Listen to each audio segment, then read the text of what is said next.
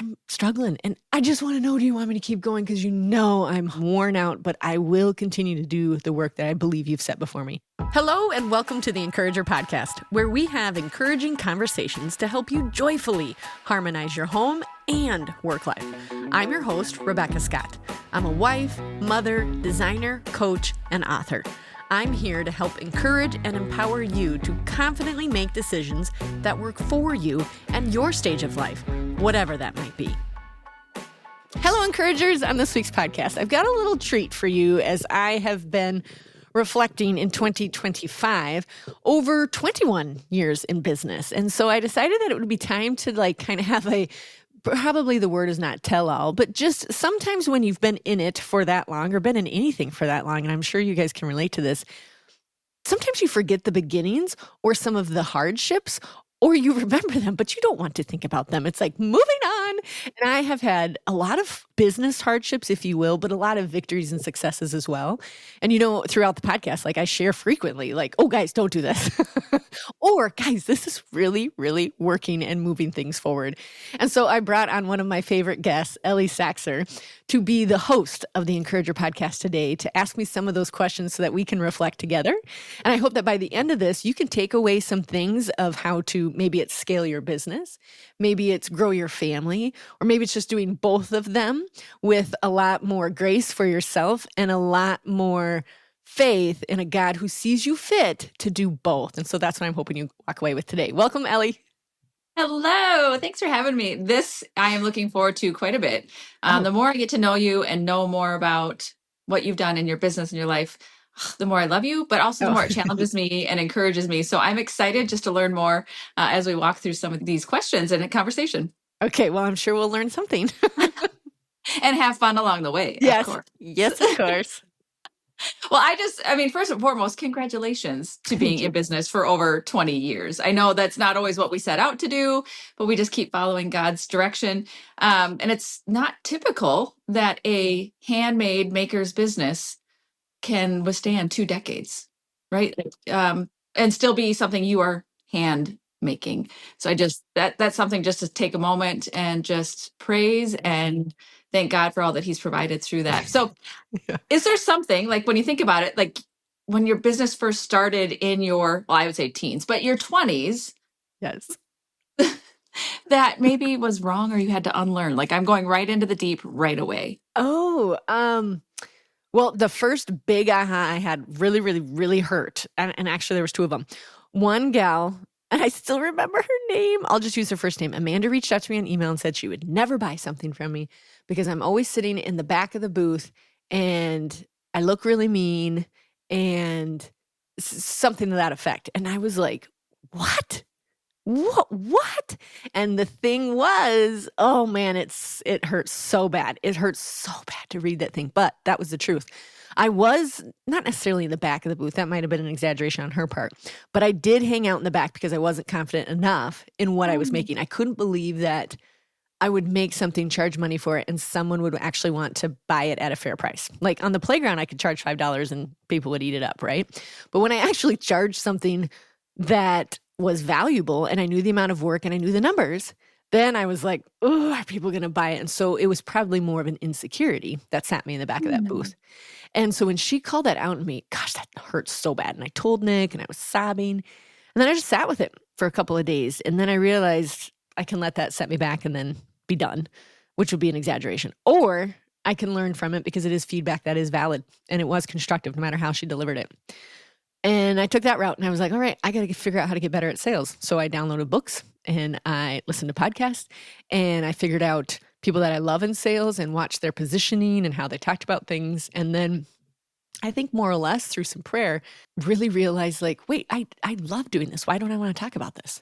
So then as soon as I leaned on the process of this is going to be fun to show the customer what we can do together and less about what I can do and what we can do together, meaning they pick out the style and they pick out the fabric and then I can endorse oh my gosh, that would look so good together. Let me show you 3 other lining options that I think you might like. When I focused on the customer and less about the end result, the sale or whatever, then things changed. So that was a tough one That was a tough one to swallow, if that answers that question. And then the other one was a couple of years later too, same thing. And I have a couple podcasts on this, so I'll shorten this up. But I think one of the podcast title is My $10,000 Mistake. So listen to that one because it was $10,000. But I created a catalog that nobody wanted. And it was because I didn't ask the customer what they wanted. If I would have asked the customer, not my sales team, if I would have asked my customer, they would have said a better website. So then I switched gears quick, created the website, and then it paid for itself in no time because that's what the customer wanted. And so those were the two big lessons that I was like, okay. And so now when I create anything, my first thought, anything is like, wait, will the customer want this? So I ask the VIPs or I look around to see like, is there a need of it? But I go straight to the customer and do trial runs before I go gung-ho on something.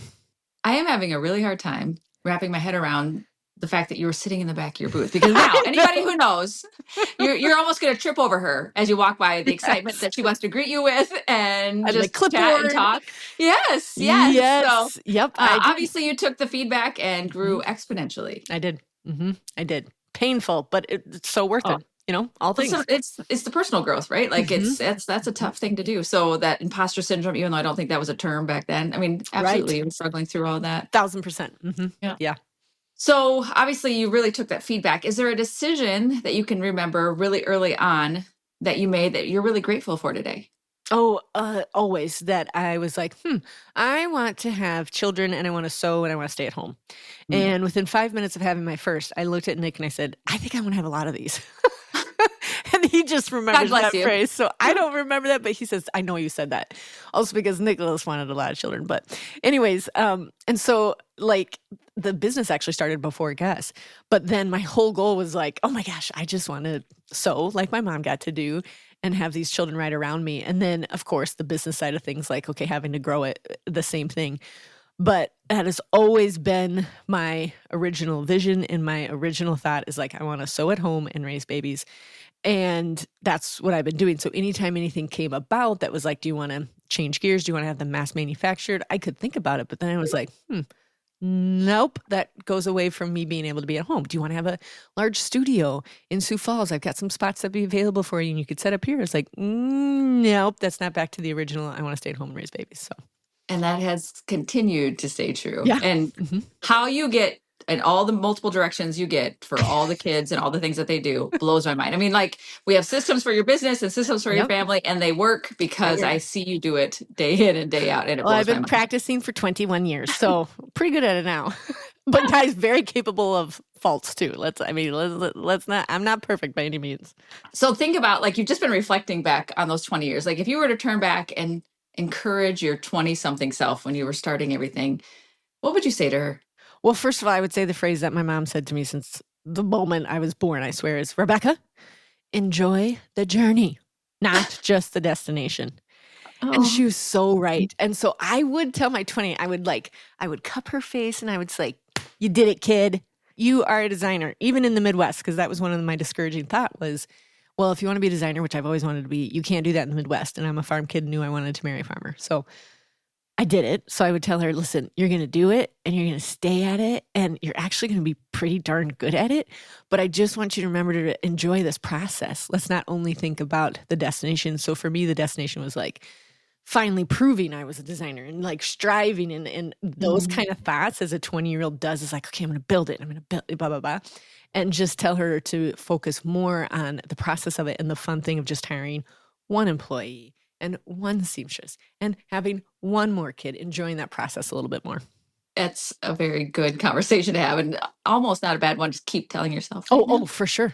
All the time. I'm finally really better at it. Not the best at it, but I am better at it. So like in the thick of something when I'm like, I'm just going to go eat a bunch of chocolate. I'm like, wait, this is the process thing. And this is cool. I do like this step. This is going to be cool. And I like, I really like the process part now much more than I like the destination because I've had so many destinations that I was like, well, that fell flat. That wasn't any fun.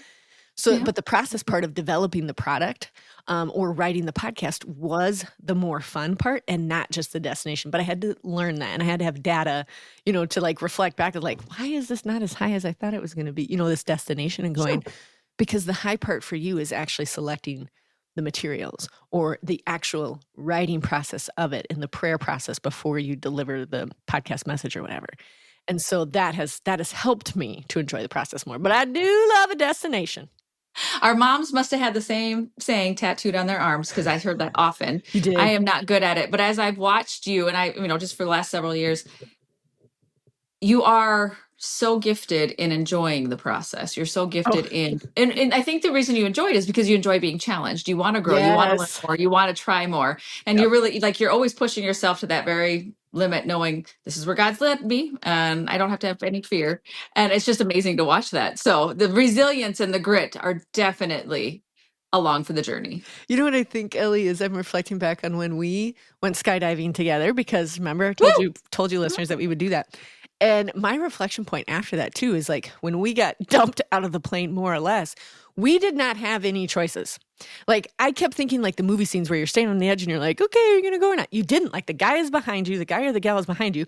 You get to the edge and then they drop. That's the only choice you have. And I couldn't help but think like, oh my gosh, that is entrepreneurship. You do the challenge. You get to the 10,000 foot, like literally skydiving, you get to 10,000 foot threshold or whatever. And in entrepreneurship, you're like, you plan and you plan, and you get to the precipice. And then the only option you have is to drop. Like there's no like teetering, because you got to get to the next step. And that's a lot. Like skydiving and entrepreneurship is like, okay, I didn't have any choices. I just have to drop now. And that's part of that challenge part, is like, okay, build it up, build it up, build it up. Now drop and implement. How's it going to go? Release it, launch it, whatever that looks like.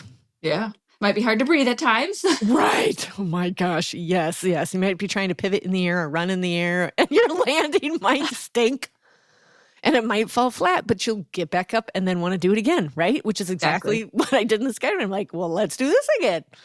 Yeah. The epitome of enjoy the journey, not the destination, because that was all about enjoying the journey. Yeah. Because in that case too, the destination was 7 minutes in the air?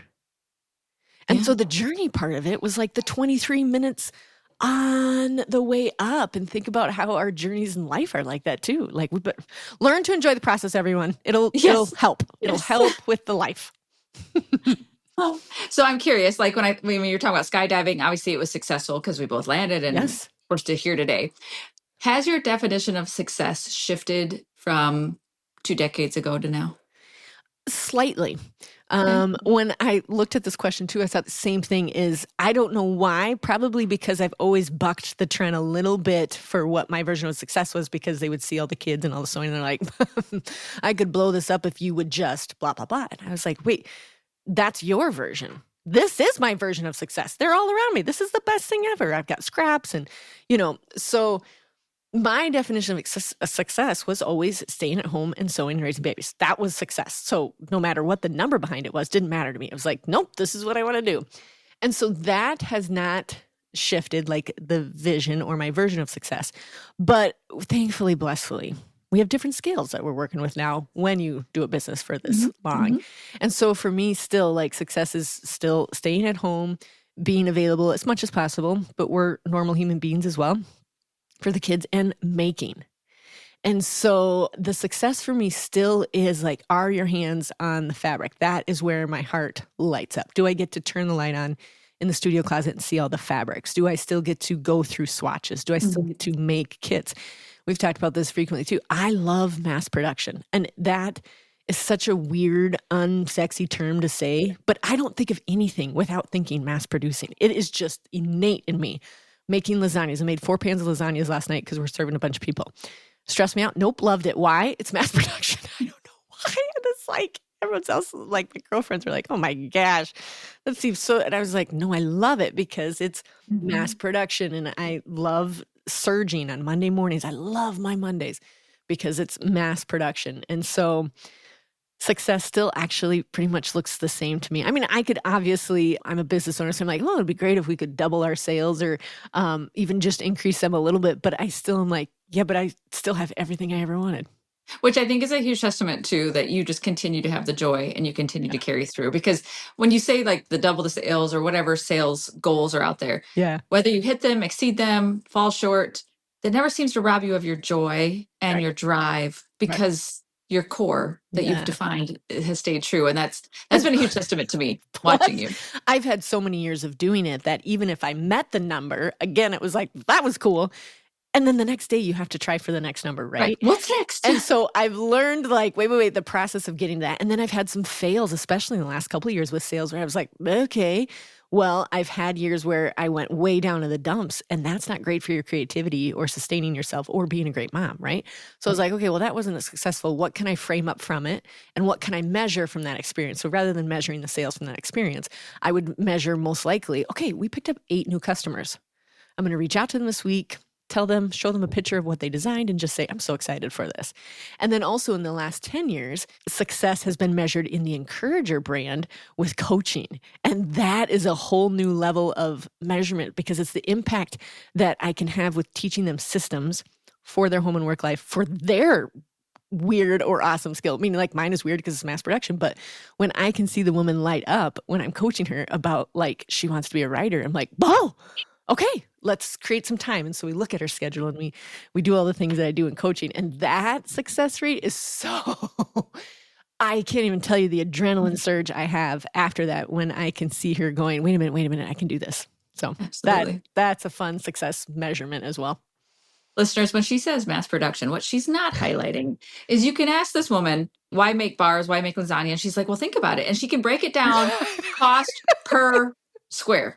Know your numbers. Like, she knows her numbers. Like all her widgets, she's got them lined up. And that blows my mind every time. I'm like, hey, I'm just going to stop by the store and buy something. She's like, but if you were to make it only takes you 19 minutes and you will only spend $4.39 in ingredients versus you can also do ChatGPT for that now, but that's my 4A chart. Like when we did all the judging. Yeah, but I mean, before ChatGPT, that was Rebekah's brain.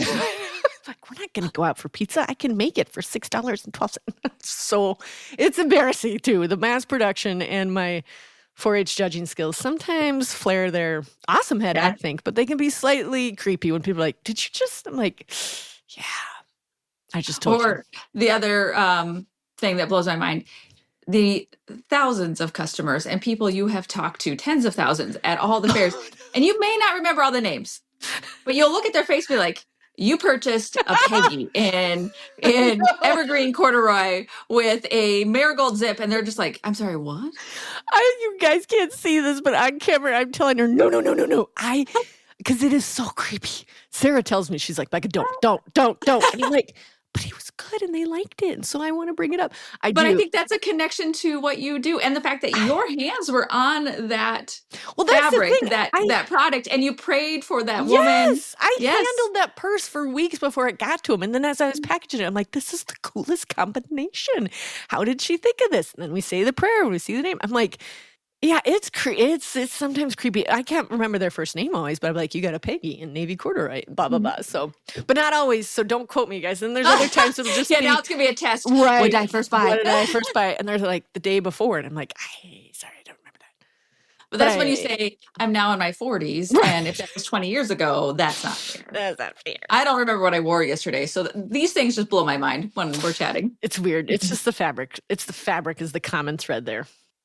This episode of The Encourager is brought to you by Rebekah Scott Designs, where we make custom purses and accessories designed by you for the life you actually live. From fabrics and linings to leathers and 20+ styles, every detail is your choice. Each piece is handmade right here in South Dakota, where we believe beauty and function should go hand in hand. Visit designyourownbag.com to create your own custom bag and use code ENCOURAGER for $10 off your purchase. So you mentioned coaching, and something that sticks out is obviously it's been 20 years.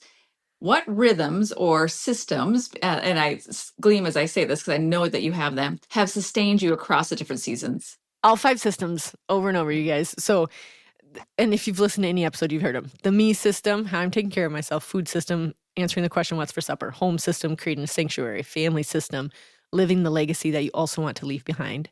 And then your work system, answering the who, what, when, where, and why. And so when I dialed that in, Gus was 18 months old. The business was 18 months old. When I dialed that in that week I took off to journal everything, I kid you not, that is exactly why I'm still standing here preaching about systems, because they drastically change things. I mean, I have run a team of 20. I've run a team of 8. I've had 4 kiddos. We farm and ranch, my husband also. So I don't need to say all that to produce whatever in your head. I'm saying that so that the person would go, that sounds like a lot. And it is, but it's not so much when you have these systems. So the systems will change as you evolve and as your family grows and stuff, but the pillars of them really remain the same. And so I'm always able to be objective of like, we have to change our food system because Gus has to gain weight, or we have to change our home system because I'm having so much anxiety when I walk in this house because it's a pit. Like we have to. So being able to isolate those individual systems has just really helped me to stay successful in all the other fields because I wasn't overwhelmed by all of life. I could isolate them and go, this is it. When I went through burnout in 2023, I knew it. And I'm like, okay, my me system, we need to sit down and talk about how I'm going to take better care of myself. So that the systems over and over is, they work. They totally work. Yeah, absolutely. So you mentioned burnout in 2023. Which makes me beg the question, have you ever wanted to quit or pull back? Oh, gosh. Very, very rarely. So I've never had a moment where I'm like, I'm done. But I've had some moments that were close where I was like, oh, geez, I don't know if we're going to survive this. So that being said, I could picture my picture of Jesus that I have in my living room, and that's my spot for prayer. And pleading with him and going, okay, God, this is going to be tough. And then another distinct moment, I was walking on the gravel road at noon. I run early mornings, but I was walking on the gravel road with the dogs at noon, and I was like, God, this is tough again. This is really tough. And I just like, do you want me to switch gears? Do you want me to do more Encourager? Do you want me to do more RSD? Like, what are you trying to tell me? Because I just need you to be clearer with me. And honestly, my tone was not great with God, so maybe not copy that. But I was like, help me understand. Like the Bible says, when you ask for wisdom, it will be given. And I'm like, I need wisdom, but I need it audibly. Where are you? Talk to me, right? I keep walking and grumbling a little bit to myself, and I never hear God audibly. Thank the Lord. Some people get to, that's amazing. But I felt this punch of like, tell me. And I was like, did you just say, tell me? And I thought through it, and I was like, and I heard it again, tell me. I'm like, do you want me to tell you what I want today? And I felt like he was saying, yeah. And so I was like, okay. And then I felt dumb because I was like, gosh, I'm not trying to treat you like a slot machine, God, but give me $1,000. And it was a Tuesday. So there's no promotions that run for us on Tuesdays. Our emails are Wednesday, Fridays, probably doesn't matter to anybody. But I'm like, there's no promotions. I'm not going live. There's nothing special debuting today, but it's just a random Tuesday. So if I could have $1,000 by the end of the day, then I know like to keep up with this. And this was for RSD in particular. And left it like that. And then immediately was like, I'm so sorry. That seems so cheesy and childlike. And my doubt is flaring its ugly head. Like, I love the verse, even in this disbelief, teach me how to believe. Like, I do believe, but I'm struggling with the disbelief, even though I do believe. Anyways, day went on. That night, I rarely check my phone. And I don't know what. Oh, I was laying in bed and my phone is not in my bedroom. And I was like, wait. I had that conversation with God today where I'm pretty sure he was communicating very clearly to me. Got out of bed, checked my phone. Guess how much I had in sales on this random Tuesday? 999, which I laugh because I'm like, oh, God is so funny with me. He knows my sense of humor that he's like, okay, kid, I'm going to keep you humble. And on a random Tuesday. And I don't want to say that everyone, it's just that easy. Again, he is not a slot machine that this works. But it was just this moment for me personally that I wanted to share with you guys of vulnerability of like, God, I'm struggling. And I just want to know, do you want me to keep going? Because you know I'm worn out, but I will continue to do the work that I believe you've set before me. And he did. And I kept moving and things did turn around. Well, and I think this is a testament to you've obviously had hard valleys, really hard valleys that you've walked through. And the way you make it out is by just clinging to God and talking to him and asking and pleading for direction and support and strength. And so that is the essence of why you've continued on for 2 decades. Oh, yeah. Because he just keeps at it, keeps encouraging me, encourages the encourager. Yep. So I'm sure that the answer is many things, but what feels different about running your business today in our 40s compared to your 20s? There is much more strategy versus striving. Okay. And there's still that part of you, which I laugh when I talk to some of my vendor friends that, you know, we've been at it, but you still sometimes feel like it's the first 5 years of business because you're still like, what new customers I'm going to have? And like, what new product should I debut? So you're always still a little bit in that, at least I am, like, ooh, I'm new at this. Like, let me learn this and challenge, like part of that, you know, and enjoying the process, not the destination. So you still feel like you're in that. But I have found a gentle shift that's happened in my 40s where I'm like, I actually really dig the strategy part of it, probably because I have so much history and data about what did and didn't work. And so when someone recommends something, whether on my team or a vendor or a family member or whatever it might be, I'm like, I love that, but I've actually tried that and this happened, but maybe if we shifted it. So it's not shutting down the idea completely, but it's like, okay, I remember that didn't work because of this, but maybe we try this variable. And I don't want to make it vague for everyone out there, but I really now really enjoy sitting down to plan, let's say, my quarter two. I get to do that this afternoon. My quarter two is all about strategizing what the spring looks like. And so I enjoy that process because I'm like, okay, it's really odd when, especially in your retail, you never know what month you're in. You never know. You're just like, I don't know what month it is because I'll be planning Tip for Christmas. April through June, right? Yeah. So I'm like, I drink lemonade. I put on a spring candle. I think of flowers, and I like that strategy part. And it used to be the emphasis was like every single week, how are you going to sell something? Mhm. And now I am more like the strategy behind it is like strategic launches of knowing like, okay, they don't do very well in the month of May because everybody is planning graduations, or whatever it looks like. And so, and planning for shows and which shows are going to be the best fit. Not all of them. Before I would have signed up for 10 shows in the summer. And now I'm more strategic about not that show because the average value of the items there is less than 2/3 of my value, So I just have a lot more strategy to things, and I'm proud of myself because I have had the fails where I'm like, I knew that one wouldn't work and I'm so glad I didn't go, or yes, I knew this show was going to be a good fit. So that has definitely changed his strategy, not striving.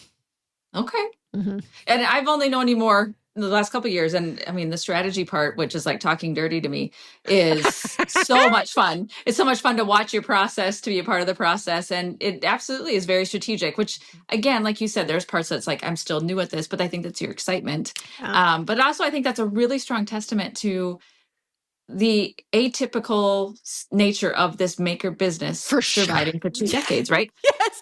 That's why I do get a little lit up when I get to coach makers in particular, because we do want to make it and sell it. We're super excited about it. We've got all this momentum. But if you will just pause and put some strategy behind it, you will sell it 5x versus the launching it at midnight, right? I had a whole podcast on that too, like 5xing your goals, because when you put the strategy behind it and the email and the launch and the blurred out image or whatever, you will sell more of it. But it's very against the nature of makers because we want to just sell it. Mm-hmm. Yeah, absolutely. Absolutely. So obviously we've already talked like your energy and your confidence and your perspective has shifted over the last couple of decades. My mind is blown over the sitting in the back of the booth. So I know the confident, the energetic, and sometimes that takes a little push, right? Like we always tend to doubt ourselves as women. What I'm excited to know is what is exciting you about the next 20 years going forward? Oh gosh. I mean, so many things. I don't want to stop making.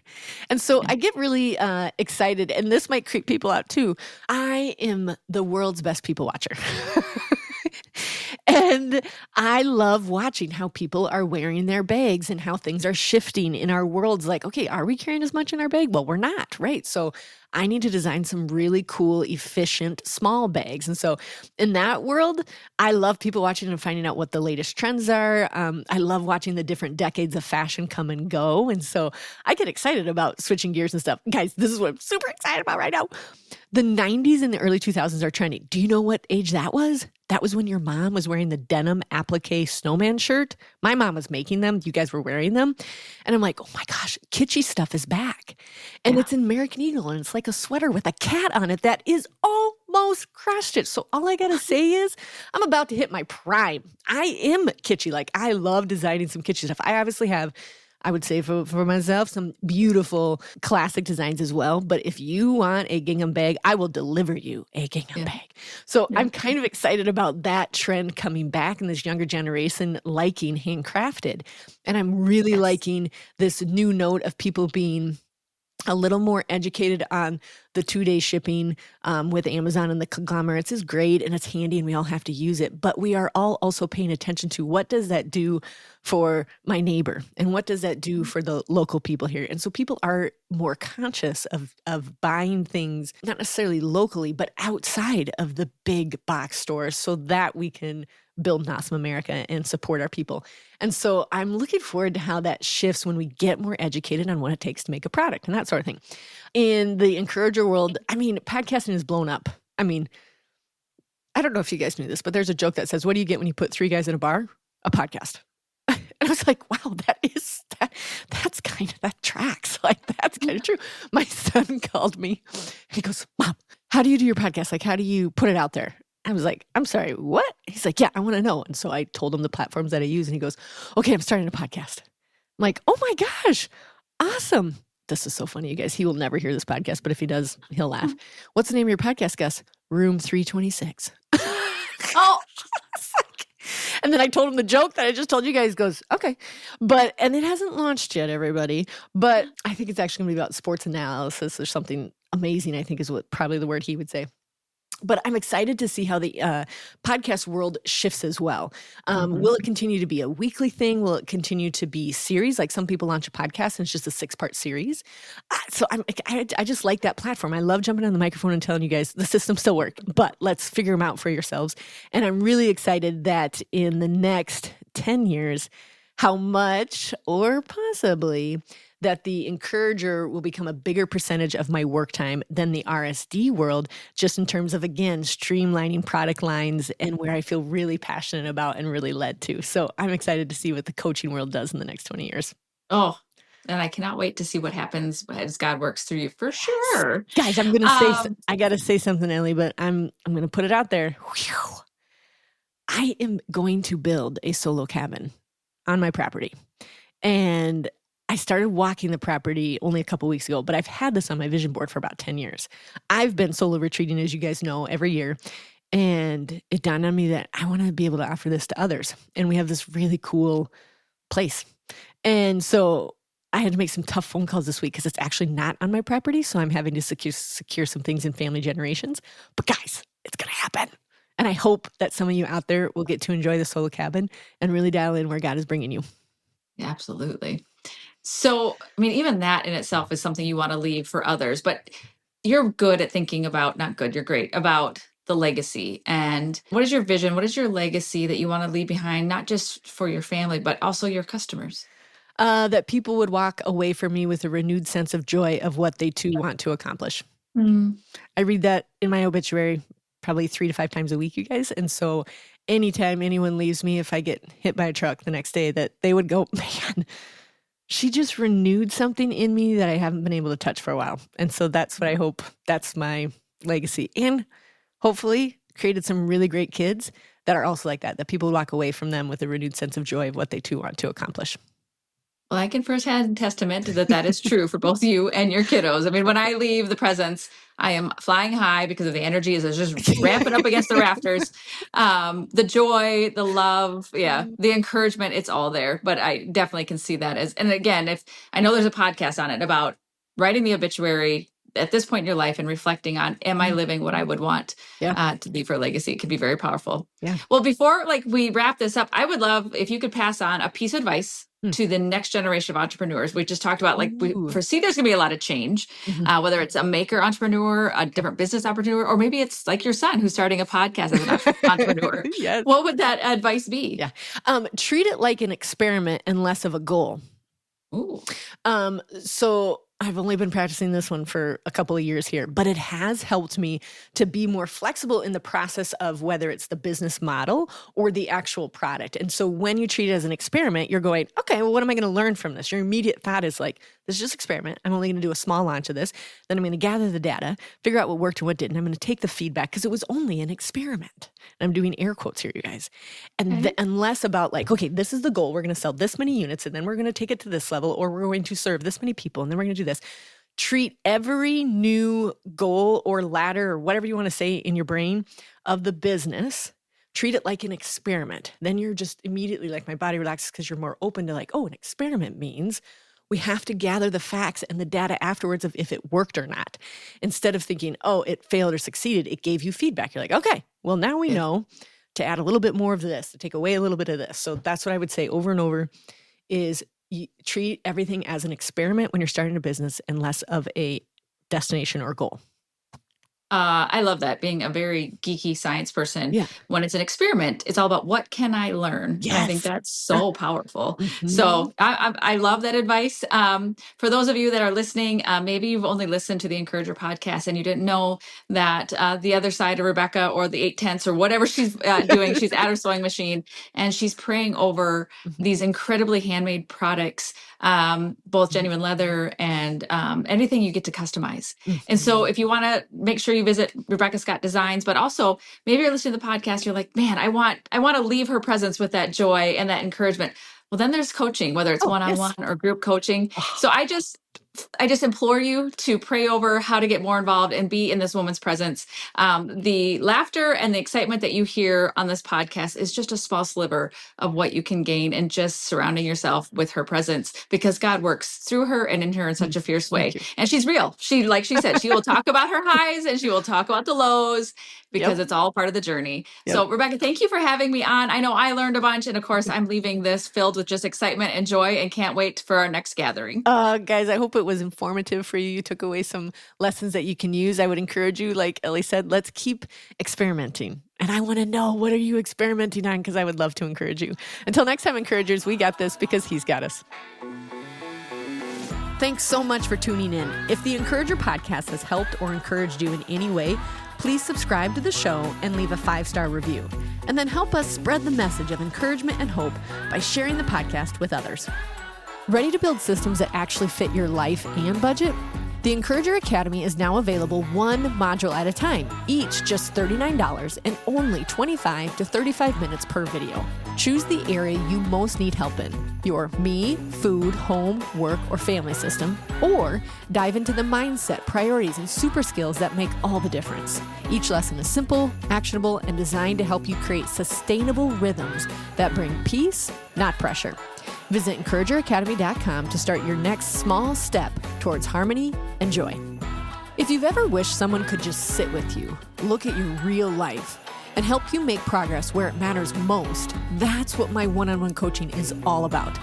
For over 10 years, I've coached women to harmonize both home and work life, not by forcing them into a program, but by designing systems that actually fit their personality, their season, and their strengths.